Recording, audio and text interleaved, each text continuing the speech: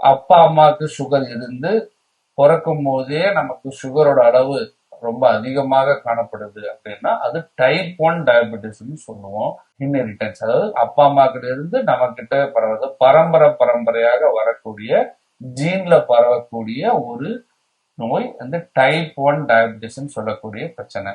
ரெண்டாவது டைப் என்ன அப்படின்னா டைப் 2 டயபெட்டிஸ் சொல்லுவோம். அது என்ன அப்படின்னா நம்மளுடைய உதாரணத்துக்கு, அதாவது புதுசா கல்யாணம் ஆன தம்பதிகள் ஒய்ஃப் என்ன வேலை சொன்னாலும் செய்வா. அதே போக போக போக போக நம்ம போய் ஏதாவது சுடு தண்ணி எடுத்து வைமா, நம்ம குளிக்க வரேன்னு சொன்னா என்ன சொல்லுவாங்க? நீயே போய் போட்டுக்க, நான் என்ன வேலையா தானே இருக்கேன் அப்படின்னு சொல்லுவாங்க.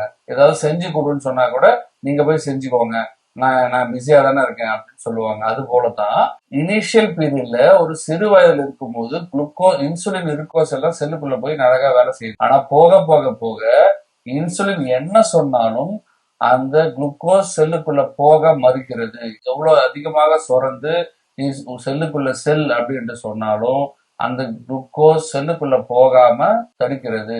அந்த நிலையினால எல்லா உறுப்புகளிலும், உதாரணத்துக்கு லிவர், கிட்னி, மூளை, நரம்பு, எல்லா உறுப்புலையும் நமக்கு அந்த குளுக்கோஸ் அதிகமா இருக்கிற தாக்கத்தினால நமக்கு அதனால ஏற்படக்கூடிய விளைவுகள் ரொம்ப அதிகமாக இருக்கிறது. உதாரணத்துக்கு கண்ணுல படிஞ்சுச்சுன்னா அதுக்கு பேரு நம்ம டயபெட்டிக் ரெட்டினோபதின்னு சொல்லுவோம். இல்ல ஒரு கிட்னில அது போய் அது ஆபத்தா இருந்ததுன்னா டயபெட்டிக் நெஃப்ரோபதின்னு சொல்லுவோம். அதே போல நமக்கு நரம்பல் அப்படின்னா நம்ம டயபெட்டிக் நெஃப்ரோபதின்னு சொல்லுவோம். ஸோ இதுதான் டயபெட்டிக். இது இன்சுலின் குறைபாடுனாலேயோ இல்ல இன்சுலின் செயல்திறன் இல்லாதனால ஏற்படக்கூடிய ஒரு நோய்.